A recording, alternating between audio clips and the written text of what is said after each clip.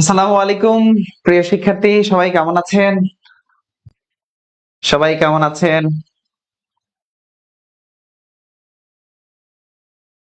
সবাই একটু জানান, সবাই কেমন আছেন? আমার কথা শুনতে পাচ্ছেন কিনা?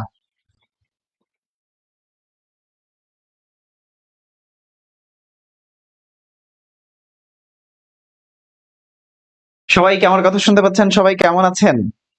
আমাকে শোনা যায়?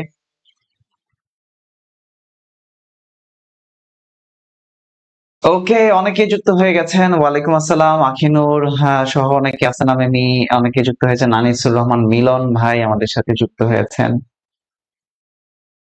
আচ্ছা, গতদিন আপনাদের গতদিন আপনাদের ক্লাস নিতে পারিনি, কারণ হচ্ছে একটু সমস্যা ছিল, এই জন্য নিতে পারিনি। বাট আজকে ক্লাস নিচ্ছি। আমাদের যে অর্ণবস জিকে স্পেশাল মডেল টেস্ট যে বইটা আছে, এই স্পেশাল মডেল টেস্ট বইয়ের উপর যে আমাদের ধারাবাহিক ক্লাস, সেই ধারাবাহিক ক্লাসের আমরা পুনরায় এই ক্লাসে আবার ফিরেছি। অর্ণবস জিকে স্পেশাল মডেল টেস্ট এই বইটা যারা সংগ্রহ করেছেন আলহামদুলিল্লাহ, সবাইকে অনেক অনেক ধন্যবাদ। যারা সংগ্রহ করেন নাই তারা দ্রুত সংগ্রহ করে ফেলেন। এই বইটার উপর আজকে আমাদের 6 নম্বর ক্লাস চলছে। আমরা আজকে এমসিকিউ সলভ করব ইনশাআল্লাহ। আজকে আমরা এমসিকিউ সলভ করব। একটু আমাকে বলেন তো, গত ক্লাস পর্যন্ত আমরা কতগুলো মডেল টেস্ট সলভ করেছি? এটা একটু আমাকে বলেন। আমরা আজকে মডেল টেস্ট কত থেকে সলভ করব? আমরা কত পর্যন্ত সলভ করেছিলাম এবং আজকে আমরা কত থেকে সলভ করব? আজকে কি আমরা 16 থেকে সলভ করব? আমি ভুলে গেছি, আপনারা একটু আমাকে মনে করিয়ে দেন। আজকে আমরা কত নম্বর মডেল টেস্ট সলভ করব? যে যে যেই জায়গা থেকে আছেন সেই জায়গা থেকে একটু আমাকে কমেন্ট করে জানান। আপনাদের কমেন্ট গুলো আমি পড়ি, প্রতিনিয়ত পড়ি, দেখি, আমার ভালো লাগে কমেন্ট গুলো পড়তে। অনেকে ভাবেন স্যার হয়তো আমাদের কমেন্ট দেখেন না, অনেকে এটা মনে করেন, কিন্তু আমি সবার কমেন্ট দেখি, সবার কমেন্ট পড়ি। আমি উচ্চারণ করি না, বলি না আর কি। স্যার মডেল টেস্ট 15 অব্দি হয়েছে। আমরা মডেল টেস্ট 15 পর্যন্ত পড়িয়েছিলাম। দেখেন, অনেকে বলছে 13, অনেকে 14, তার মানে আপনারা কোনো না কোনো ক্লাস মিস করেছেন। আমরা কোনো না কোনো ক্লাস মিস করেছেন। 14 পর্যন্ত কমপ্লিট হয়েছে একজন বলেছে। আজকে 15 থেকে, স্যার আজকে 16 নং সলভ করব। আচ্ছা, একজন বলছে আজকে 16। দেখেন, আমি অলরেডি 16ই বের করেছি। আমি ইতিমধ্যে 16 বের করেছি। দেখি আমি আমি কত নাম্বার পর্যন্ত করিয়েছি দেখি।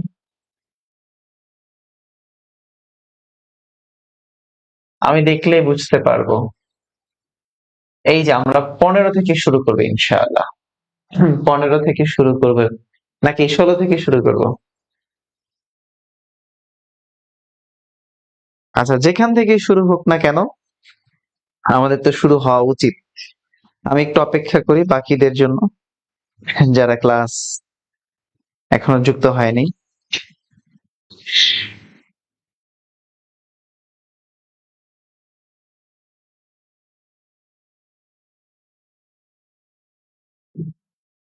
ওকে, 15 থেকে শুরু করি। আমাদের সাথে প্রায় 200-র অধিক শিক্ষার্থী যুক্ত হয়ে গেছে। ওকে, আমি জুম করে দিচ্ছি। দেখেন, 15 নম্বর প্রশ্নের 15 নম্বর প্রশ্নের মডেল টেস্ট। দেখেন, বলছে বারনামা কোন দেশের সংবাদ সংস্থা? তার মানে বারনামা একটা সংবাদ সংস্থা। সে ইন্দোনেশিয়া, মালয়েশিয়া, সিঙ্গাপুর, কোন দেশের সংবাদ সংস্থা? বারনামা কোন দেশের সংবাদ সংস্থা? বলেন, আপনাদের কাছে উত্তর। বারনামা কোন দেশের সংবাদ সংস্থা? প্রশ্ন 1, বিভিন্ন দেশের সংবাদ সংস্থাগুলো ভালো করে পড়তে হবে। বিভিন্ন দেশের সংবাদ সংস্থাগুলো থেকে পরীক্ষায় প্রশ্ন আসে। 1 নম্বর প্রশ্ন, বারনামা কোন দেশের সংবাদ সংস্থা? দেখেন, তাহলে Bernama Indonesia, Malaysia, Singapore, Brunei Darussalam. তাহলে বারনামা একটি সংবাদ সংস্থা। এই সংবাদ সংস্থাটা একটা জাতীয় সংবাদ সংস্থা, সরকারি সংবাদ সংস্থা। এটা হলো মালয়েশিয়ার একটা সংবাদ সংস্থার নাম হচ্ছে বারনামা। মালয়েশিয়ার সংবাদ সংস্থার নাম কি? বারনামা। তাহলে আমাকে একটু প্রশ্নের অ্যান্সার করেন তো, যে তুরস্কের সংবাদ সংস্থার নাম কি? তুরস্কের সংবাদ সংস্থার নাম কি? তুরস্ক একটি দেশ আছে, তার সংবাদ সংস্থার নাম কি? আচ্ছা, 2 নম্বর প্রশ্নের দিকে তাকান, আমি একটু জুম করে দেই। 2 নম্বর প্রশ্নের দিকে তাকান। 2 নম্বর প্রশ্নে বলছে সংগ্রাম চিত্রকর্মের চিত্রশিল্পী কে? আমরা বিগত ক্লাসগুলোতে বলার চেষ্টা করেছি অনেকবার জয়নুল আবেদিনকে নিয়ে। তাহলে এই সংগ্রাম চিত্রকর্ম করেছেন কে? আমাদের শিল্পাচার্য জয়নুল আবেদিন। এস এম সুলতান তিনি একজন চিত্রশিল্পী। এস এম সুলতান বা শেখ মোহাম্মদ সুলতান, যার ডাকনাম হচ্ছে লাল মিয়া। লাল মিয়া ডাকনাম। আচ্ছা, কোন ধরনের 7টি দেশকে G7 বলা হয়? গ্রুপ অফ 7 বা G7 ভুক্ত দেশ। G7 ভুক্ত একমাত্র এশীয় দেশ, তার নাম হলো জাপান। যে দেশগুলো হলো শিল্পোন্নত দেশ। তাহলে শিল্পোন্নত দেশগুলোকে একত্রে আমরা কি বলছি? G7 দেশ। কি বলি ভাই? G7 দেশ। বুঝতে পেরেছেন? আচ্ছা, তারপরে 4 নম্বর প্রশ্ন, বিশ্ব সমাজকর্ম দিবস কবে পালিত হয়? বিশ্ব সমাজকর্ম দিবস, মার্চ মাসের প্রথম মঙ্গলবার, মার্চ মাসের দ্বিতীয় মঙ্গলবার, মার্চ মাসের চতুর্থ মঙ্গলবার, মার্চ মাসের তৃতীয় মঙ্গলবার। তাহলে সমাজকর্ম দিবস পালিত হয় মার্চ মাসের প্রতি বছর মার্চ মাসের তৃতীয় মঙ্গলবার। আসেন, যুক্তরাষ্ট্র ও ইংল্যান্ডের মধ্যে স্বাক্ষরিত যুক্তরাষ্ট্রের ঐতিহাসিক স্বাধীনতা চুক্তিটি কি নামে পরিচিত ছিল? তাহলে যুক্তরাষ্ট্র এবং ইংল্যান্ডের মধ্যে যেই চুক্তিটা হয়েছে সেটাকে আমরা বলি প্রথম ভার্সাই চুক্তি, তাই না? আমরা সবাই জানি প্রথম ভার্সাই চুক্তির মধ্যে সন্ধি ছিল কয়টা? 4টা। প্রথম ভার্সাই চুক্তির মাধ্যমেই আমেরিকা স্বাধীনতা অর্জন করেছিল, প্রথম ভার্সাই চুক্তি। আচ্ছা, এরপরে আসেন, আরব সাগর এবং লোহিত সাগরের মধ্যস্থিত প্রণালীর নাম কি? আরব সাগর এবং লোহিত সাগরের মধ্যে যে প্রণালী আছে, আমরা প্রত্যেক ক্লাসে একবার করে বলি যে প্রণালীর ক্লাস নিব, আমি নিব ইনশাআল্লাহ। খেয়াল করেন, তাহলে মালাক্কা প্রণালী আছে দক্ষিণ পূর্ব এশিয়ায়, আমরা গতদিন এটা আলোচনা করেছি, মালাক্কা প্রণালীর কথাবার্তা বলেছিলাম। হরমুজ প্রণালী, হরমুজ প্রণালী আমরা তো জানি ইরানের মধ্যে, ইরান আপনারা দেখেছেন হরমুজ প্রণালী নিয়ে আলোচনা। এবার আসেন বাবেল মানদ্বীপ আর হচ্ছে দারদানেলিস। এই দারদানেলিস প্রণালী, এটা তো ভাই ওই যে ইজিয়ান সাগর, মরমর সাগর, কৃষ্ণ সাগর, অর্থাৎ ইউরোপের তুরস্ক থেকে এশিয়ার তুরস্কের কথা বলা আছে। তাহলে কোনোটাই না, এর মধ্যে হচ্ছে বাবেল মানদ্বীপ প্রণালী, বাকি 3টা না। বাবেল মানদ্বীপ প্রণালী, আরব সাগর এবং লোহিত সাগরের মধ্যস্থিত প্রণালীর নাম হচ্ছে বাব এল মানদ্বীপ প্রণালী। আচ্ছা, নদ নদীর প্রশ্ন আপনাদেরকে প্রত্যেক দিন বলি, নদ নদী টপিক ভালো করে পড়তে হবে। আবারও বলি, এই 65 দিনের 65টা মডেল টেস্ট সলভ করাতে গেলেই আমি নদ নদীর প্রশ্ন বারবার আলোচনা করব। তাহলে দেখেন, সুরমা এবং কুশিয়ারা এই দুটি নদী মিলিত স্রোতের নাম। সুরমা এবং কুশিয়ারা, আমরা গতদিন বলেছিলাম যে মেঘনার উৎপত্তি স্থলে কি নাম? বরাক নদী, মনে আছে? বলেছেন মেঘনার উৎপত্তি স্থল বরাক নদী। তাহলে এই যে সুরমা এবং কুশিয়ারা সিলেট দিয়ে যখন প্রবেশ করলো, মানে বরাক এবং তুইভাই নদীটা যখন সিলেট দিয়ে প্রবেশ করলো, তখন নাম হয়ে গেল সুরমা আর কুশিয়ারা। এই 2টা নদী একত্র মিলিত হলো, মিলিত হয়ে একটা নাম ধারণ করেছিল, তার নাম হচ্ছে কালনী। পরবর্তীতে সেটা মেঘনা নামে রূপ ধারণ করলো, মেঘনা নামে পরবর্তীতে সেটা সামনে বাড়ায়। তাহলে সুরমা এবং কুশিয়ারা কি নামে নাম ধারণ করেছিল? মেঘনা নামে, মেঘনা। আচ্ছা, মান্দারিন কোন দেশের ভাষা? এটা গত কয়েকদিন আগে পরীক্ষায় এসেছে, একটা চাকরি পরীক্ষায়, মডেল টেস্ট 15, আমি আমার মনে আছে, আমি দাগ দিয়ে রেখেছিলাম মডেল টেস্ট 15। আমি এটা দেখেন, পারমাণবিক শক্তি কমিশন এবং চট্টগ্রাম সিটি কর্পোরেশন 24/4/2026, এটা তো 5 মাস শুরু হয়ে গেল, গত 24 তারিখ, গত সপ্তাহের পরীক্ষা এটা এসেছে যে মান্দারিন কোন দেশের ভাষা? চীনের ভাষা। চীনের মানে পৃথিবীর মধ্যে সর্বাধিক যে দেশের ভাষা সেটা হলো মান্দারিন ভাষা। ওকে, এক্সেপশনাল পল্লব সরকার আপনার আব্বু আম্মুকে আকিকা দিয়ে এই নাম রেখেছে? হয়তো এই নাম আকিকা দিয়েই রেখেছে, এক্সেপশনাল পল্লব সরকার। আপনি বাকিদের থেকে এক্সেপশন, আপনার কথাও বাকিদের থেকে এক্সেপশন। আমি সবাইকে বলেছি এখানে কমেন্ট করার জন্য, বুঝতে পেরেছেন? এক্সেপশনাল, বুঝতে পেরেছেন? এক্সেপশনাল। ওকে, আসেন। সমুদ্র উপকূলীয় এলাকায় মোট কতটি গ্যাস ক্ষেত্র আছে? সহজ প্রশ্ন। আমরা বলি যে বাংলাদেশের সামুদ্রিক গ্যাস ক্ষেত্র কতটি, বা এখানে প্রশ্নটার ভাষা একটু পরিবর্তন। সমুদ্র উপকূলীয় এলাকায় মোট গ্যাস ক্ষেত্র কয়টা? সাঙ্গু গ্যাস ক্ষেত্র আর কুতুবদিয়া গ্যাস ক্ষেত্র, দুইটা, সাঙ্গু এবং কুতুবদিয়া। আচ্ছা, সাইমন সাদিক শামীম বলছে রেলওয়ের এক্সামে আসছে না? হ্যাঁ, রেলওয়ের এক্সামে আসছে।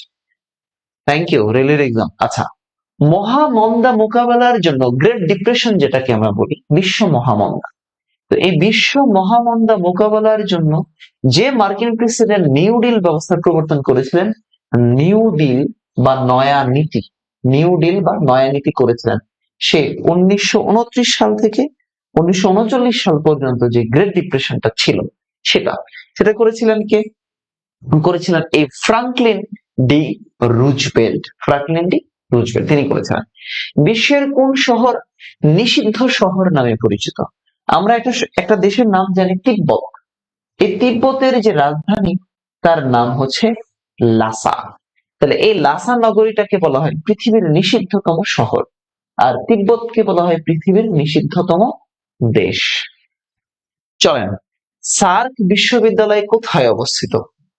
সার্ক বিশ্ববিদ্যালয়, খেয়াল করেন, দক্ষিণ এশিয়ার যে 8টা দেশ আছে, নেপাল, ইন্ডিয়া, পাকিস্তান, আফগানিস্তান, মালদ্বীপ, ভুটান, বাংলাদেশ, শ্রীলঙ্কা, দক্ষিণ এশিয়ার 8টা দেশ, এই 8টা দেশকে নিয়ে যে আঞ্চলিক সংগঠন তার নাম হলো সার্ক, যেটা প্রতিষ্ঠা করেছিলেন জিয়াউর রহমান।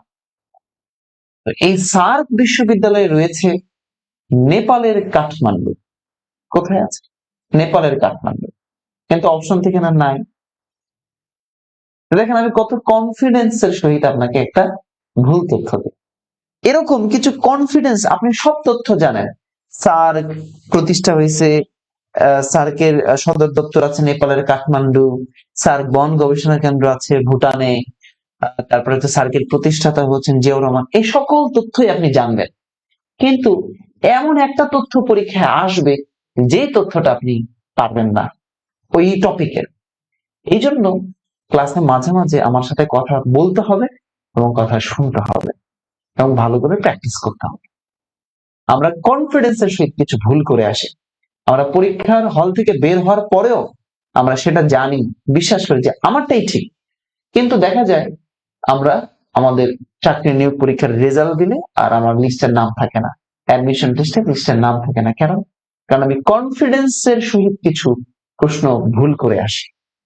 এই জন্য আমি বলি যে উত্তেজিত হওয়া যাবে, উত্তেজনা কমাতে হবে। এক্সেপশনাল কে যেন বলছিলেন, আপনাকেও বলছি, একটু এক্সাইটমেন্ট কমাতে হবে, বুঝতে পারলেন? এক্সাইটমেন্ট কমালে ভালো করা যাবে। তাহলে কি বলছি? সার্ক বিশ্ববিদ্যালয়।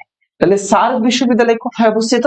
আমাদের দিল্লি, ভারত। আমাদের দিল্লি, ভারত। আবার আপনারা আমাদের বললেন না স্যার কি ভারতের অনুসারী না? ওকে, হ্যাঁ, শামীম বলছে প্রতিদিন এভাবে। হ্যাঁ ভাই, আমি প্রতিদিনই ক্লাস নিই, গতকালকে শুধু নিতে পারি নাই। আচ্ছা, নেপালের কাঠমান্ডুতে আছে সার্কের সদর দপ্তর, আর বন গবেষণা কেন্দ্র আছে ভুটান, আর শ্রীলঙ্কার কলম্বোতে আছে সার্ক সাংস্কৃতিক কেন্দ্র। বুঝতে পারছেন? শ্রীলঙ্কার কলম্বো। জাতীয় জাদুঘরের স্থপতি কে? জাদুঘর, জাদুঘর রিলেটেড পরীক্ষার প্রশ্নগুলো আসে, ঠিক আছে? তাহলে জাতীয় জাদুঘরের স্থপতি কে? বলেন, অ্যান্সার করেন। হামিদুজ্জামান, মাইনুল হোসেন, মোস্তফা কামাল, ফজলুর রহমান। তাহলে স্থপতি এখানে যেন মাইনুল হোসেন, জাতীয় জাদুঘরের স্থপতি কে? মাইনুল হোসেন। তাহলে বিভিন্ন প্রত্নতাত্ত্বিক স্থান, একই সাথে বিভিন্ন ভাস্কর্য, এই জিনিসগুলো ভালো করে একটু দেখবেন, ঠিক আছে? আমি তো ক্লাস নিব আমাদের পেইড ব্যাচে ইনশাআল্লাহ। আপনারা দেখেন, এই মাসটা আসলে একটা সার্কুলার মৌসুম মাস। আপনাদেরকে আমি আবারও বলি, আপনারা এই মাসে প্রচুর সার্কুলার পাবেন, প্রচুর।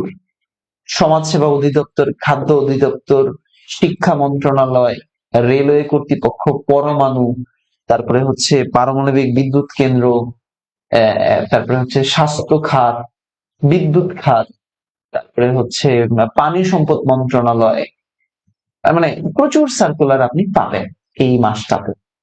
কাজে দেখেন আমাদের মধ্যে একটা একটা ইন্টেনশন হলো সার্কুলার পেলে আমরা প্রস্তুতি শুরু করি। অনেকে এটা হয় যে ভাই স্বাস্থ্য অধিদপ্তরের সার্কুলার তো এখনো হয়নি, সার্কুলার হলে প্রস্তুতি শুরু করব, এটা অনেকে ভাবে। এটা আসলে একটা ভুল ট্যাকটিক্স। ভাই একটা সার্কুলার যখন হয় তখন 15 থেকে 20 দিন বা 1 মাস ওটার মেয়াদ থাকে আবেদনের। ওই আবেদনের মেয়াদের পরেই কিন্তু একটা ডেট তারা দিয়ে দেয়, একটা ডেট তারা দিয়ে দেয়। তার মানে ধরেন আপনি আবেদন করতে সময় পাচ্ছেন 1 মাস, আর এক্সামের ডেট পেতে পেতে হয়তো আপনি আরো 20 দিন, এই 1 মাস 20 দিন বা 2 মাস। তাহলে আপনি যদি এখন থেকে প্রস্তুতিটা শুরু করেন তাহলে সার্কুলার হবে ভাই, আপনি প্রস্তুতি গুছায় রাখেন। কিন্তু আপনারা তা করেন। যেমন আমরা জানি অলরেডি কথা চলছে, আমাদের স্বাস্থ্যমন্ত্রী বলে দিয়েছেন যে 1 লক্ষ স্বাস্থ্যকর্মীকে নিয়োগ দেওয়া হবে। এরপরে অনেকে এখনো প্রস্তুতি শুরু করেননি। দেখেন আমাদের স্বাস্থ্যকর্মী নিয়োগের একটা কোর্স আছে, বাংলা ইংরেজি সাধারণ জ্ঞান ম্যাথ সহ 1000 টাকা কোর্স ফি, আমরা এটাতে ভর্তি নিচ্ছি। আমার 1000 স্টুডেন্ট এখানে ভর্তি হলে আমি এটার ভর্তি ক্লোজ করে দিই। সার্কুলার হতে হতে হয়তো ভর্তি ফিল আপ হয়ে যাবে ব্যাচ, আমি আর একজনকেও বেশি পড়াবো না এই ব্যাচ। এবং আমি কথা দিচ্ছি ওই ব্যাচ থেকে আমি সর্বোচ্চ সংখ্যক স্টুডেন্টকে চান্স পাইতে চাই, একটা জব নিশ্চিত করতে চাই। এটা আমার মানে আমার টার্গেট। আমি জানি না আমার সাথে কারা যুক্ত হবে, বাট আমার বিশ্বাস এই যে এখানে 342 জন মানুষ আছে, আমার আজকে এই কথা শোনার পর 342 জনের মধ্যে 300 জন ওই ব্যাচে যুক্ত হয়ে যাবেন, এটা আমার বিশ্বাস। আর যদি যুক্ত না হন তাহলে হয়তো আপনাকে আরেকটা সার্কুলারের জন্য অপেক্ষা করতে হবে। যাই হোক, আমার বিশ্বাস যে আপনারা যুক্ত হবেন ইনশাআল্লাহ। তো যারা যারা আমাদের ব্যাচে যুক্ত হন নাই তারা যুক্ত হয়ে যান। আমি প্রচুর ডেডিকেটেড মানুষ, আমি আপনাদেরকে পড়াইতে চাই, আমি আপনাদেরকে পড়াইতে চাই। এবং আমার সাথে একবার আপনি জবের ব্যাচে যুক্ত হলে যতক্ষণ না পর্যন্ত আপনার চাকরি হবে ততক্ষণ পর্যন্ত আমি আপনাকে ফ্যাসিলিটিস দিব। এটা মাথায় রাখেন, এটা জাস্ট মাথায় রাখেন যে যতক্ষণ না পর্যন্ত আপনার চাকরি হচ্ছে ততক্ষণ পর্যন্ত আপনি আমার কাছ থেকে ফ্যাসিলিটিস পাবেন। ওকে, আসেন কি বলছি, বাংলাদেশের কোন অঞ্চল হাওর বাওয়ারে ঘেরা? বাংলাদেশের কোন অঞ্চল হাওর বাওয়ারে ঘেরা? হাওরের অঞ্চল আমরা বলেছিলাম, আমরা হাওর বাওয়ার পড়িয়েছি আমাদের নার্সিং ব্যাচে। হাওরের অঞ্চল কোনগুলা? এই যে কিশোরগঞ্জ, সুনামগঞ্জ, এগুলো হলো আমাদের হাওরের অঞ্চল, নিচু অঞ্চল, নিচু ভূমি। এগুলো কি নিচু অঞ্চল বা নিচু ভূমি বা হাওরের জেলা বলা হয় এই জায়গা। টাঙ্গর হাওর, বাইক্কার বিল, তারপর হচ্ছে হাকালুকি হাওর, এই সবগুলো এইগুলো এই জায়গায় আছে। কিশোরগঞ্জের মিঠাইমন, অষ্টগ্রাম, এই জায়গাগুলো আছে। মগদের ধর্মীয় ভাষা কোনটা? মগ, খেয়াল করেন, মগ মগ হচ্ছে একটা উপজাতি, আমরা যেটাকে মারমা বলি বর্তমান, পূর্বে এটা মগ উপজাতি নামে পরিচিত ছিল। এরা পূর্বে জলদস্যু ছিল, পরবর্তীতে ওরা ডাকাত হয়েছে, পরবর্তীতে ওরা ডাকাত ছিল, ওর নামটা ওরা পাল্টে ফেলেছে। ওকে, তাহলে দেখেন এই মগদের ভাষা সান্দ্রি, মুন্ডা, ওরাও, পালি। আপনারা বলেন মগদের ভাষা কি? মগদের ভাষা কি? মগ জনগোষ্ঠীদের ভাষা হচ্ছে পালি ভাষা। কি ভাষা ভাই? পালি ভাষা। এটা পালি ভাষায় কথা বলে। চাকমাদের ভাষা পালি ভাষা। চাকমাদের নিজস্ব ভাষা এবং বর্ণমালা আছে। চাকমাদের নিজস্ব ভাষা এবং কি বর্ণমালা আছে। বুঝতে পেরেছেন? ওকে, আসেন আধুনিক সিঙ্গাপুরের জনক বলা হয় কাকে? সিঙ্গাপুর 1975 সালের দিকেও সিঙ্গাপুরের অবস্থান খুব বেশি ভালো ছিল না, আমাদের থেকেও খারাপ ছিল। সিঙ্গাপুর দক্ষিণ পূর্ব এশিয়ার একটা দেশ। সিঙ্গাপুরের রাজধানী হচ্ছে সিঙ্গাপুর সিটি, মুদ্রার নাম হচ্ছে ডলার। তো এই সিঙ্গাপুরকে বলা হয় এশিয়ার গার্ডেন সিটি। আর আধুনিক সিঙ্গাপুরের জনক হচ্ছেন লি কুয়ান ইউ। লি কুয়ান ইউ একটা নীতি গ্রহণ করেছিলেন, from third world to first world, তৃতীয় বিশ্ব থেকে প্রথম বিশ্বের দেশ। তার এই যে ডিপ্লোম্যাসি, তার পররাষ্ট্রনীতি, তার নিজের দেশের অভ্যন্তরীণ যে নীতি, এই নীতির কারণে এই সিঙ্গাপুর দেখেন আজকে বাংলাদেশকে পেছনে ফেলে কত চমৎকার একটি দেশ হয়ে গেছে। সিঙ্গাপুর কিন্তু অনেক ছোট একটা দেশ, বাংলাদেশ থেকেও ছোট দেশ, কিন্তু সেই সিঙ্গাপুর আজকে কতটা উন্নত, শিক্ষার দিক থেকে উন্নত, স্বাস্থ্য দিক থেকে উন্নত, যোগাযোগ ব্যবস্থায় উন্নত সিঙ্গাপুর। আপনারা দেখেন বাংলাদেশের কোনো মানুষের অসুস্থতা হলে তাকে সিঙ্গাপুর নিয়ে যাওয়া হয় স্বাস্থ্য খাতের জন্য। সিঙ্গাপুর একটা উন্নত দেশ। এই লি কুয়ান ইউ তার একটা গ্রন্থ আছে, সেই গ্রন্থটার নাম হচ্ছে from third world to first world. আসেন, মেঘনা কার্টা, ব্রিটিশ শাসনতন্ত্রের বাইবেল বলা হয় মেঘনা কার্টাকে। এই মেঘনা কার্টা স্বাক্ষর করেছিলেন রাজা জন 1215 সালের 15 জুন। আমরা ভুলে মাঝে মাঝে এটা 1512 দিয়ে দিই, 1512 অ্যান্সার করে ফেলি। 1215 মাথায় রেখেন, 1215 সাল। সিন্ধু সভ্যতায় প্রাপ্ত সবচেয়ে আকর্ষণীয় নিদর্শন কোনটা?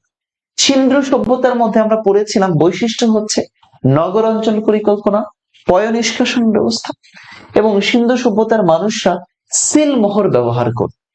এখান থেকে প্রাপ্ত সিলমোহর। সিলমোহর।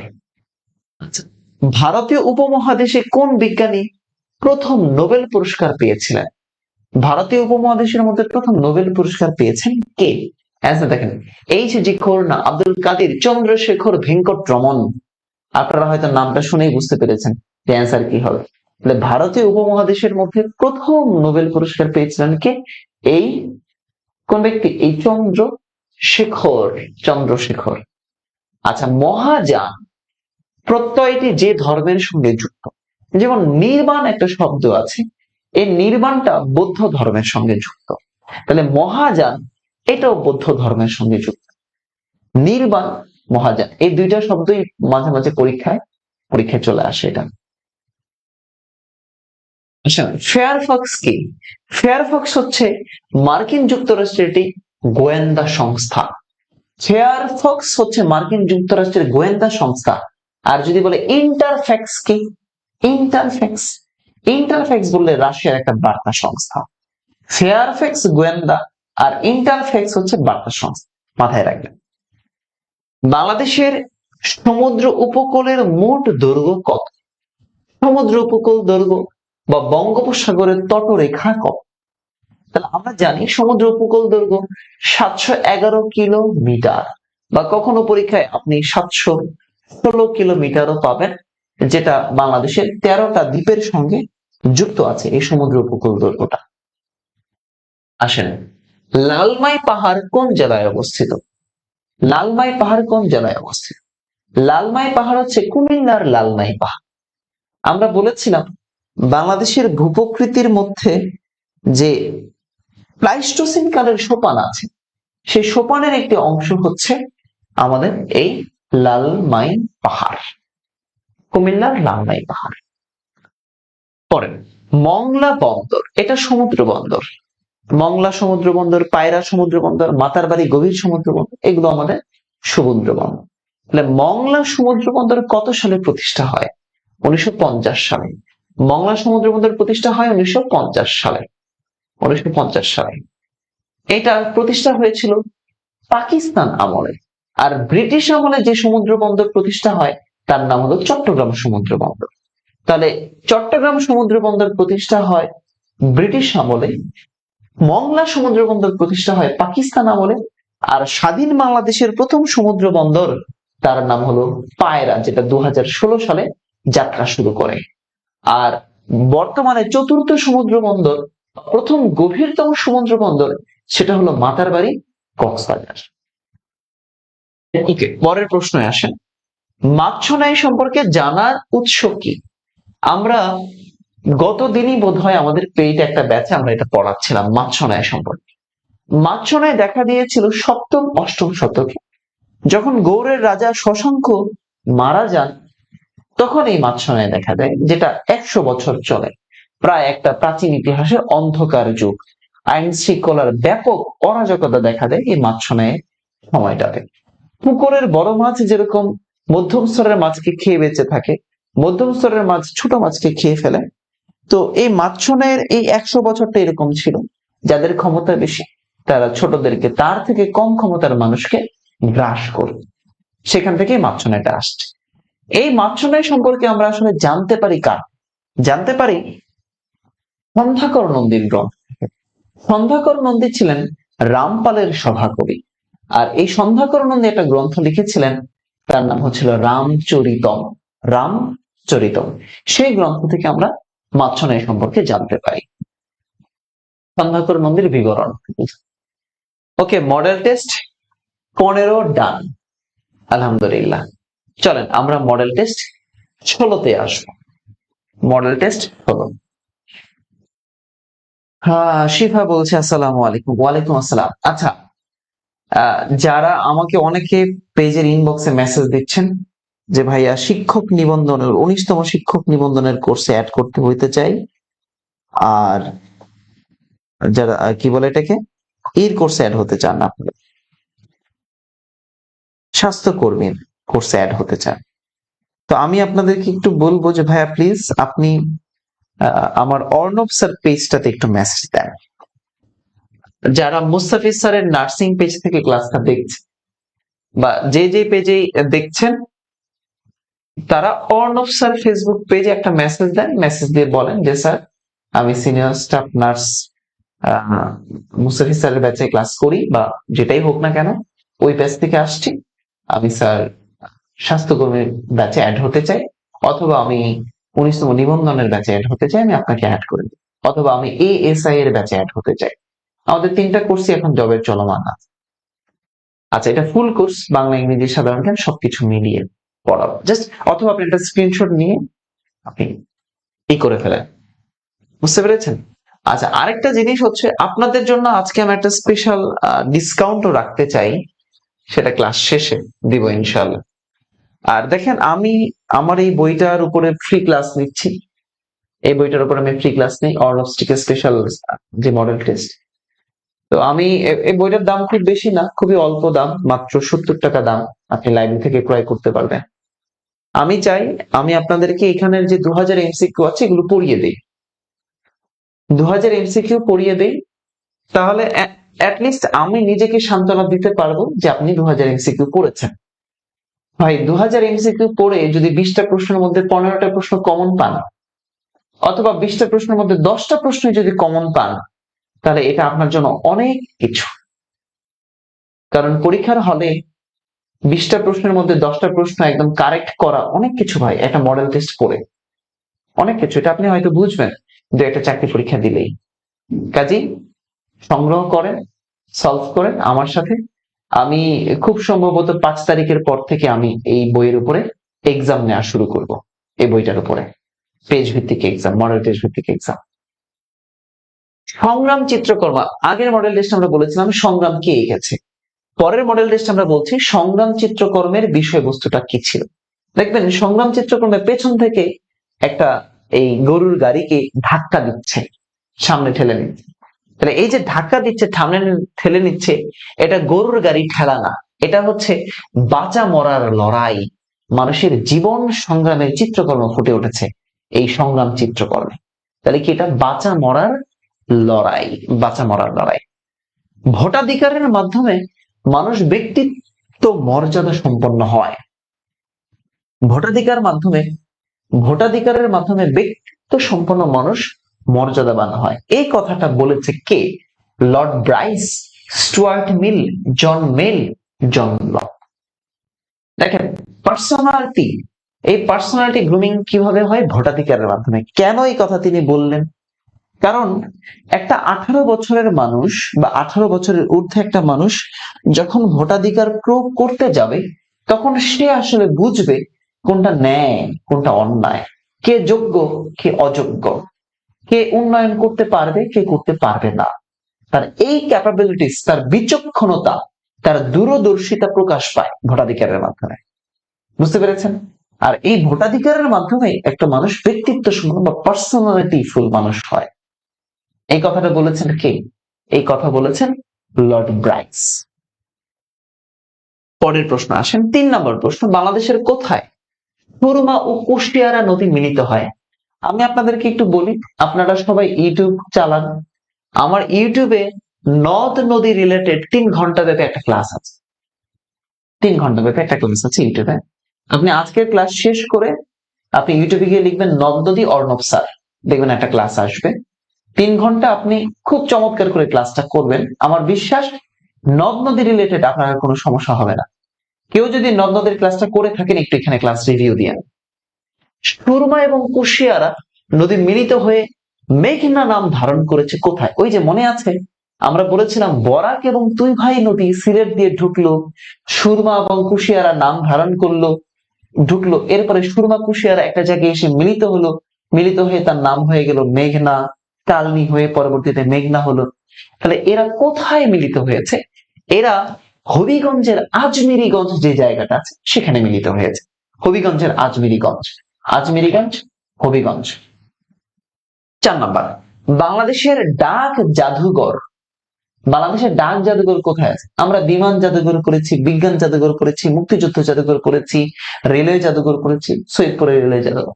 তাহলে ডাক জাদুঘর কোথায় আছে? ঢাকায়। ডাক জাদুঘর কোথায়? ঢাকাতে অবস্থিত, ঢাকাতে অবস্থিত। নোবেল বিজয়ী প্রথম মুসলিম নারীকে? ইরানের যে শিরিন এবাদি, এই শিরিন এবাদি হচ্ছে নোবেল বিজয়ী প্রথম মুসলিম নারী। নোবেল বিজয়ী প্রথম মুসলিম নারীর নাম হচ্ছে শিরিন এবাদি। 6 নম্বর প্রশ্নের দিকে আসে। প্রশ্ন 6, not one more mother's child, not one more mother's child গ্রন্থ, বিভিন্ন গ্রন্থ রিলেটেড পরীক্ষার প্রশ্ন আপনি পাবেন, দেখবেন। তাহলে not one more mother's child বইটির লেখক কি? এই বইটির লেখক হচ্ছেন সিন্ডি শিহান, সিন্ডি শিহান, মুখস্থ করে ফেলেন, সিন্ডি শিহান। বাংলাদেশের জাতীয় সঙ্গীতটা আমার সোনার বাংলা আমি তোমায় ভালোবাসি, বঙ্গভঙ্গির প্রেক্ষাপটে রচনা করা হয়েছে। রবীন্দ্রনাথ ঠাকুর রচনা করেছিলেন। মোট 25 লাইন তিনি লিখলেন, মোট 25 লাইন তিনি লিখলেন। 25 লাইন লিখার পরে দেখা গেল এই 25 লাইনে বাংলার প্রকৃতির কথা বলা আছে। আমার সোনার বাংলা আমি তোমায় ভালোবাসি। তারপরে বলছে কি আঁচল বিছায় আছো বটের মূলে নদীর কোলে কোলে। তাহলে এই যে প্রকৃতির কথা, আমাদের সংবিধানেও আমাদের জাতীয় সঙ্গীতের কথা বলা আছে। এই যে জাতীয় সঙ্গীত, এটা আমাদের দেশের জাতীয় সঙ্গীত হিসেবে গ্রহণ করা হয়েছে প্রথম 10 লাইন, প্রথম 10 লাইন। খেয়াল করেন এই 10 লাইন এর মধ্য থেকে কোন একটা রাষ্ট্রীয় অনুষ্ঠানে আমার প্রথম 4টা লাইন বাজায়, কোন রাষ্ট্রীয় প্রথম 4 লাইন। এটা রবীন্দ্রনাথ ঠাকুরের যে গীতবিতান কাব্যগ্রন্থ আছে, সেই গীতবিতান কাব্যগ্রন্থের স্বরবিতান অংশ থেকে এটা নেওয়া হয়েছে। গীতবিতান কাব্যের স্বরবিতান অংশ থেকে এটা নেওয়া হয়েছে এবং এইটার যে সুর সেটাই রবীন্দ্রনাথ ঠাকুর নিজে করেছেন। তো এই যে সুরটা, এটা আবার করেছেন আমাদের যে বাউল সঙ্গীত গগন হরকরা, তার গানের অনুকরণে। তার গানটার নাম হচ্ছে আমি কোথায় পাবো তারে আমার মনের মানুষ যে রে। আমি কোথায় পাবো তারে আমার মনের মানুষ যে রে। তাহলে আমি কোথায় পাবো তারে আমার মনের মানুষ যে রে। এই গেল 8 নম্বর প্রশ্ন, সার্পেন্ট অফ দ্য নাইল, এটা অনেকবার পরীক্ষার প্রশ্ন আসছে। নীল নদের সর্প বলা হয় serpent of the Nile. Margaret থেচারকে বলা হয় লৌহ মানব। ফ্লোরেন্স নাইটিঙ্গেল, তিনি ফ্লোরেন্স নাইটিঙ্গেল তিনি সেবা খাতে, স্বাস্থ্য সেবা খাতে অবসরণীয় অবদান রেখেছিলেন ফ্লোরেন্স নাইটিঙ্গেল। আর রানী কিউক্লেট্রা, মিশরের রানী ছিলেন রানী কিউক্লেট্রা। এই রানী কিউক্লেট্রাকে নিয়ে কিন্তু শেক্সপিয়ারের উপন্যাস আছে কিউক্লেট্রা। কাকে বলা হতো? নীল নদের সর্প। নাইল মানে হচ্ছে NILE, নাইল মানে হচ্ছে নীল নদ। তাহলে নীল নদের সর্প বলা হতো কাকে? এই রানী কিউক্লেট্রাকে, মিশরীয় সভ্যতার সাথে জড়িত। হামবুর্গ কোন দেশের সমুদ্র বন্দর? ইজিলি পারবেন, হামবুর্গ শহর আছে জার্মানিতে। তাহলে হামবুর্গ জার্মানির একটা সমুদ্র বন্দরের নাম। কোন বন্দরকে বাংলাদেশের প্রবেশদ্বার বলা হয়? কোন বন্দরকে বাংলাদেশের প্রবেশদ্বার? দেখেন চাঁদপুর এটা হলো নদী বন্দর, ঢাকা এটা কোনো বন্দর নাই, অটোমেটিক দুইটা বাদ হয়ে গেল, মংলা আর হলো চট্টগ্রাম। তাহলে আমরা বন্দর নগরী হিসেবে চিনি কাকে? চট্টগ্রামকে। তাহলে চট্টগ্রামকেই বলা হয় বাংলার প্রবেশদ্বার। চট্টগ্রামকে কি বলা হয়? বাংলার প্রবেশদ্বার। লন্ডনের যে বিবিসি আছে, বিবিসি ব্রিটিশ ব্রডকাস্টিং কর্পোরেশন, এই বিবিসির প্রধান কার্যালয়ের নাম কি? Broadcasting house. Broadcasting house. Arpita Sarkar বলছে লেডি অফ দ্য ল্যাম্প। হ্যাঁ, লেডি অফ দ্য ল্যাম্প বলা হয় ফ্লোরেন্স নাইটিঙ্গেলকে। চলেন, ব্রিটিশ গোয়েন্দা সংস্থার নাম কি? ব্রিটিশ গোয়েন্দা সংস্থা CIA, FBI, KGB, Scotland yard. Scotland yard, Scotland yard, Scotland yard. তাহলে অ্যান্সার করেন ব্রিটিশ গোয়েন্দা সংস্থার নাম। তাহলে ব্রিটিশ গোয়েন্দা সংস্থার নাম কি? Scotland yard, Scotland yard. আসেন, শিল্প বিপ্লব কখন হয়েছিল? শিল্প বিপ্লব, আচ্ছা, আমরা এখন চতুর্থ শিল্প বিপ্লবের যুগে বসবাস করছি, যেটাকে আমরা বলি ফোর্থ ইন্ডাস্ট্রিয়াল রেভলিউশন। তাহলে এই শিল্প বিপ্লব ইংল্যান্ডে শুরু হলো কবে? শুরু হলো 1760 সাল থেকে 1830 সাল। তাহলে 1760 থেকে 1830 সাল পর্যন্ত শিল্প বিপ্লব হলো, প্রথম শিল্প বিপ্লব। এরপরে দ্বিতীয় শিল্প বিপ্লব, তারপরে তৃতীয় শিল্প বিপ্লব, এরপরে চলছে চতুর্থ শিল্প বিপ্লব। রাবেয়া খাতুন, ভাইয়া প্রতিদিন কি একই টাইমে ক্লাস হয়? হ্যাঁ, প্রতিদিন 10টা 30 মিনিটে ক্লাস। চলেন 14 নম্বর প্রশ্নে চলে আসবো। বিশ্ব স্বাস্থ্য সংস্থা WHO, এই WHO এর মতে আর্সেনিকের নিরাপদ মাত্রা কত? আর্সেনিক, তাহলে দেখেন, বাংলাদেশে প্রথম আর্সেনিক ধরা পড়ে যে জেলাতে, তার নাম হচ্ছে চাঁপাইনবাবগঞ্জ। 1993 সালে ধরা পড়েছে আর্সেনিক। আর বাংলাদেশের যে জেলা সবচেয়ে বেশি আর্সেনিকে আক্রান্ত, তার নাম হচ্ছে চাঁদপুর।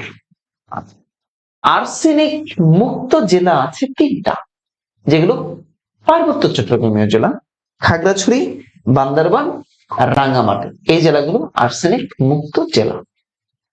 আচ্ছা, আর্সেনিক এই যুক্ত পানিটাকে আমরা বিশুদ্ধ করে একটা ফিল্টার দিয়ে, যে ফিল্টার নাম হলো সনো ফিল্টার, যেটা উদ্ভাবন করেছিলেন আবুল হুসাম নামক একজন বাংলাদেশি বিজ্ঞানী। আবুল হুসাম। বিশ্ব স্বাস্থ্য সংস্থা বলছে যে ভাই, তোমাকে একটা মাত্রা নির্ধারণ করে দিচ্ছি, এই মাত্রার বেশি তুমি আর্সেনিক খেও না, তাহলে তোমার স্বাস্থ্যের জন্য ঝুঁকিপূর্ণ। সেই মাত্রাটা কত? 0.01 মিলিগ্রাম পার লিটার। এটা ওয়ার্ল্ড ওয়াইড কর্তৃক স্বীকৃত যে কোন 1 লিটার পানিতে যদি 0.01 মিলিগ্রাম আর্সেনিক থাকে, তাহলে ওটাকে আমরা আর্সেনিক যুক্ত পানি বলতে পারি, এবং একই সাথে এটা আমরা খেতে পারি। কিন্তু এর বেশি যুক্ত পানি খাওয়াটা উচিত না, উন্নত দেশে বলে না। কিন্তু আবার এই বিশ্ব স্বাস্থ্য সংস্থা বাংলাদেশের জন্য বলছে, বাংলাদেশের মানুষ 0.05 মিলিগ্রাম পার লিটার খাইতে পারবে, বাংলাদেশের মানুষ একটু বেশি খাইতে পারবে বলছে। তাহলে আর্সেনিক যুক্ত নিরাপদ মাত্রা হচ্ছে 0.01 মিলিগ্রাম, আর বাংলাদেশের প্রেক্ষাপটে 0.05 মিলিগ্রাম পার লিটার। বুঝতে পেরেছেন? আশা করি ক্লিয়ার। আচ্ছা, সিস্টিন চ্যাপেলের ফ্রেস্কো, সিস্টিন চ্যাপেলের ছাদ, বাড়ির ছাদের নকশা করেছিলেন যে চিত্রশিল্পীর, তার নাম হচ্ছে মাইকেল অ্যাঞ্জেলো, ইতালির চিত্রশিল্পী মাইকেল অ্যাঞ্জেলো। এদিকে লিওনার্দো, তিনিও চিত্রশিল্পী, রাফায়েল এগুলো চিত্রশিল্পী।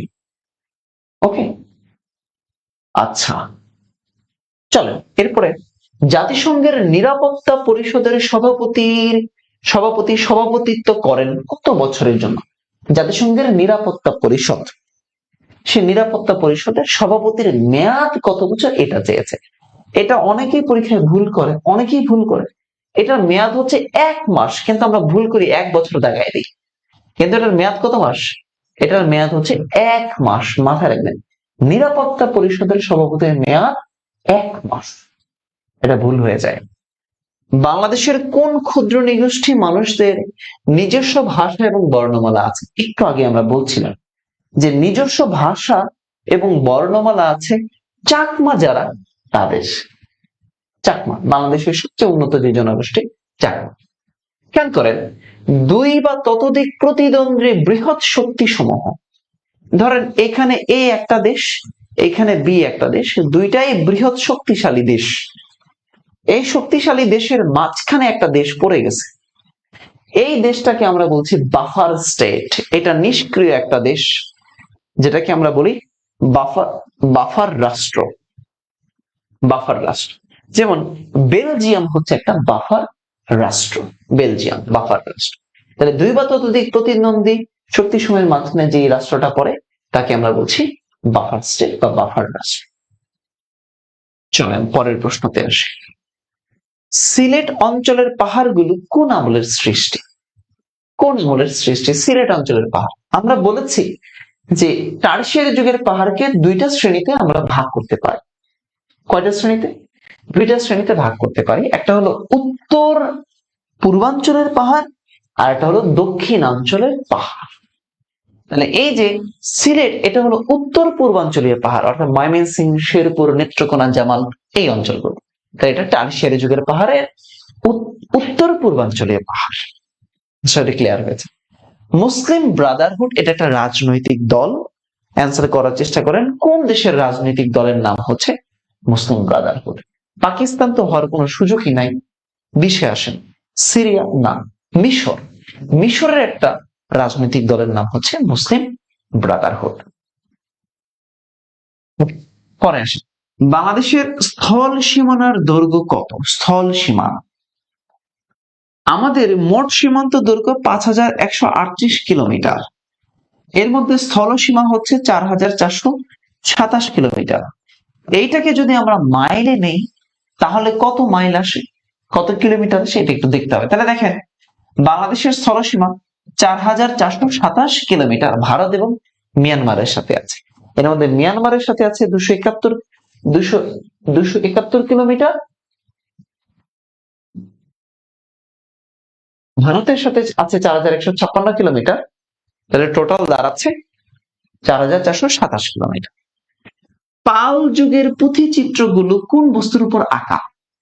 আমরা গতদিনই আমাদের একটা পেইড ব্যাচে আমরা এগুলো আলোচনা করেছিলাম। পাল যুগে পাল রাজারা ছিলেন দেশীয় শাসক, তারা 400 বছর শাসন করেছিলেন। বাংলায় বংশানুক্রমিক শাসন তারা করেছিলেন এই পাল রাজারা। তাহলে তাদের সময়টাতে আমাদের তাল পাতার উপর চিত্র অঙ্কিত হতো, তাল পাতার উপর সাহিত্য চর্চা হতো, যেটাকে আমরা বলতাম তাল পাতার পুঁথি, বৌদ্ধ পুঁথি। বর্তমান বিশ্বে কোন দেশটির সংবিধানকে শান্তির সংবিধান বলা হয়? তাহলে দেখেন, 1945 সালে আমেরিকা জাপানে বোমা নিক্ষেপ করেছিল। সেই জাপান এখন কত উন্নত বিশ্বে পরিণত হয়েছে। জাপান, সেই জাপানের সংবিধান থেকে যুদ্ধ শব্দটি বাদ দেওয়া হয়েছিল, যার কারণে এই জাপানের সংবিধানকে বলা হয় বিশ্বের সবচেয়ে শান্তির সংবিধান। বিশ্বের সবচেয়ে বড় সংবিধান হলো ভারতের, আর সবচেয়ে ছোট সংবিধান হলো মার্কিন যুক্তরাষ্ট্রের। পৃথিবীতে মধ্যে কিছু দেশ আছে যাদের সংবিধান নাই, যেমন সৌদি আরব, ইসরায়েল, স্পেন, নিউজিল্যান্ড। এদের কোনো সংবিধান নেই, লিখিত সংবিধান নেই। সাঁচি স্তূপ এটা কি? আজকে আপনারা এই গুগলে সাঁচি স্তূপ লিখে গুগল করবেন, তাহলে কিছু চমৎকার জিনিস দেখবেন, পুলকিত হবেন জিনিসগুলো দেখতে। সাঁচি স্তূপ কি? সাঁচি স্তূপ হচ্ছে বৌদ্ধ ধর্মীয় স্থাপত্য। এই স্থাপত্যগুলো দেখতে সুন্দর, আপনি দেখেন সাঁচি স্তূপ কি। 22 নং কোশ্চেনটা গ্রামীণ ব্যাংকে আসছিল, 22 নম্বর কোশ্চেনটা, থ্যাংক ইউ, আমি দেখিনি, হয়তো আসছিল। আচ্ছা, তারপরে দেখেন 25 নম্বর কোশ্চেন, বাংলাদেশের পশ্চিমা বাহিনীর নদী বলা হয় কোন বিলকে? তাহলে দেখেন, বিল, চলন বিল আছে পাবনা, নাটোর, সিরাজগঞ্জে। আড়িয়াল বিল আছে মুন্সিগঞ্জে। ডাকাতিয়া বিল, এই ডাকাতিয়া বিল কোথায় আছে? আমাদের খুলনাতে। কোলা বিল আছে খুলনাতে। এই ডাকাতিয়া বিলকে বলা হয় পশ্চিমা বাহিনীর ডাকাতিয়া বিল, পশ্চিমা বাহিনীর নদী বলা হয় বিল ডাকাতিয়া। আমরা অর্ণবসজিকে যে স্পেশাল মডেল টেস্টটা আছে 2000 MCQ সম্বলিত 19তম নিবন্ধন, senior staff nurse, admission test, BCS শিক্ষার্থী যারাই পরীক্ষা দিবেন, খাদ্য অধিদপ্তর, সমবায় অধিদপ্তর, স্বাস্থ্য মানে অ্যাসিস্ট্যান্ট, হেলথ অ্যাসিস্ট্যান্ট, যেখানেই পরীক্ষা দেন না কেন, আপনি মডেল টেস্টের MCQ ভালো করে সলভ করে যান। আর সলভ করার জন্য আমি তো আছি, আমি একবার আপনাকে পড়াই দিব, আপনি বাসায় আর একবার পড়বেন, ইনশাল্লাহ কভার হয়ে যাবে। দেখেন, এখনো পর্যন্ত আমরা 16টা মডেল টেস্ট সলভ করে ফেলেছি, আলহামদুলিল্লাহ। সবাই একটু কমেন্ট করেন তো আমার সাথে, সবাই একটু কমেন্ট করেন। আলহামদুলিল্লাহ, আমরা 16টা মডেল টেস্ট সলভ করেছি। আমরা 400 প্রশ্ন সলভ করেছি, 400। এখনো পর্যন্ত আমরা 400 প্রশ্ন সলভ করেছি। আর এই 400 এমসিকিউ প্রত্যেকটা ইউনিক এমসিকিউ, কোনো কোশ্চেন রিপিট নাই। আমরা 400 এমসিকিউ সলভ করেছি, 1 থেকে 16 পর্যন্ত পড়ে 400 এমসিকিউ। দেখেন, আমি 400 এমসিকিউ পড়াতে গিয়েই আপনারা বলছেন যে স্যার এইটা এই পরীক্ষায় আসলো, ওটা ওই পরীক্ষায় আসছে। তাহলে পুরো বইটা সলভ করলে আপনি আরো বেশি কমন পাবেন ইনশাআল্লাহ। বাংলাদেশের সকল লাইব্রেরিতে পাওয়া যাচ্ছে, বাংলা বাজারে পাওয়া যাচ্ছে, নীলক্ষেতে পাওয়া যাচ্ছে, আমাদের রকমারি.com এ পাওয়া যাচ্ছে, সব জায়গায় পাওয়া যাচ্ছে আলহামদুলিল্লাহ। তো সংগ্রহ করে নেন, স্টক আউট হয়ে যাওয়ার আগে সংগ্রহ করে নেন। এইটার আপনাদের জন্য আরেকটা গুড নিউজ বলতে পারি, এইটা যে বইটা আছে এটা তো 80 পৃষ্ঠার একটা বই, খুবই চিকন একটা বই, 80 পৃষ্ঠার বই। এটা আপনি যে কোনো জায়গায় ক্যারিও করতে পারেন। আপনার যে বেনিটি ব্যাগ আছে সেই বেনিটি ব্যাগের মধ্যে এরকম করে একটু ঢুকায়া নিয়ে যেতে পারবেন। আপনার যে প্যান্টের পকেট আছে এরকম করে ঢুকায়া প্যান্টের পকেটের মধ্যে ঢুকায় ফেলবেন, এই যেরকম করে ঢুকায়া যেখানে যান বাস জার্নিতে আছেন করে ফেললেন, পাঞ্জাবির পকেটের মধ্যে ঢুকায় ফেলবেন। খুব ছোট বই, ঠিক আছে। আচ্ছা, আমরা আগামী এডিশনে, এটা তো আমাদের 4th এডিশন চলছে, আমরা 5th এডিশনে এই বইটাতে 4000 এমসিকিউ অ্যাড করবে ইনশাআল্লাহ। 4000 এমসিকিউ, আবারও বলি, আমরা 5th এডিশনে এই বইটাতে 4000 এমসিকিউ অ্যাড করব এবং আমাদের বইয়ের সাইজটা আরো মোটা হয়ে যাবে এবং দৈর্ঘ্যে প্রস্থে বইটা আরেকটু মোটা হবে অন্য এডিশন। তো এই জন্য আমি একটু বলতে চাই যে আপনারা যারা এখনই আছেন তারা এই এডিশনটা সংগ্রহ করে ফেলেন। 5th এডিশন আসতে অনেক দেরি, 5th এডিশন আসলে তখন আরো নতুনত্ব আসবে, বুঝতে পেরেছেন? তো সবাই একটু দ্রুত সংগ্রহ করে ফেলবেন। ভাইয়া 5th এডিশন কবে আসবে? অন্তত আরো 3 মাস পর আসবে। আচ্ছা,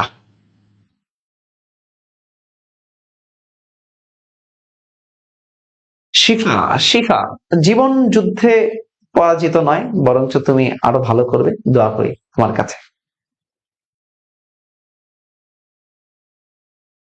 আচ্ছা, টাঙ্গাইলের কোন লাইব্রেরিতে আপনার বইটা পাওয়া যাবে কি? হ্যাঁ, পাওয়া যাবে ইনশাআল্লাহ। আচ্ছা, আমরা 16টা এমসিকিউ সলভ করেছি। আমরা প্রতিনিয়ত এরকম 3টা 4টা আমরা করে সলভ করার চেষ্টা করব ইনশাআল্লাহ, আল্লাহ যদি আমাদেরকে সুস্থতা দেয়। আচ্ছা, আপনাদের জন্য একটু কিছু কথাবার্তা বলে দেই আবার। আপনারা যারা আপনারা যারা সিনিয়র স্টাফ নার্স মিডওয়াইফ পরীক্ষা দিবেন, আমি একটু লিখে দিই। অনেকে মিডওয়াইফ না বললে মন খারাপ করেন অনেক ভাই বোনরা আমার, মিডওয়াইফ অনেক বোনেরা। আরেকদিকে senior staff nurse, senior staff nurse যারা আছেন, আপনাদের জন্য আমাদের মোস্তাফিজ স্যারের যে ব্যাচ আছে সেই ব্যাচে আপনারা পড়ছেন যারা বা ভর্তি হলে, ওখানে হয়তো আর নিচ্ছে না, 3000+ শিক্ষার্থী হয়ে গেছে, ওখানে আর ভর্তি না হচ্ছে না। তো যাই হোক, আপনারা staff nurse related, midwife related যত ধরনের ইনকোয়ারি আছে সেগুলো মুস্তাফিজ স্যার এর যে পেজ আছে মুস্তাফিজ নার্সিং কেয়ার, সেখানে পাবেন। ওকে, এটার কনসেপ্ট ক্লিয়ার গেল। এইখানে যারা পরীক্ষা, এটা তো মুস্তাফিজ ভাইয়ের ব্যাচ চলে গেল, এই ব্যাচটা পুরোটাই পরিচালনা করেন মুস্তাফিজ স্যার। এখানে আমার কোনো ব্যাচ নাই, আগামীতেও আসবে না, এটা মুস্তাফিজ স্যারের অধীনে থাকে সবসময়।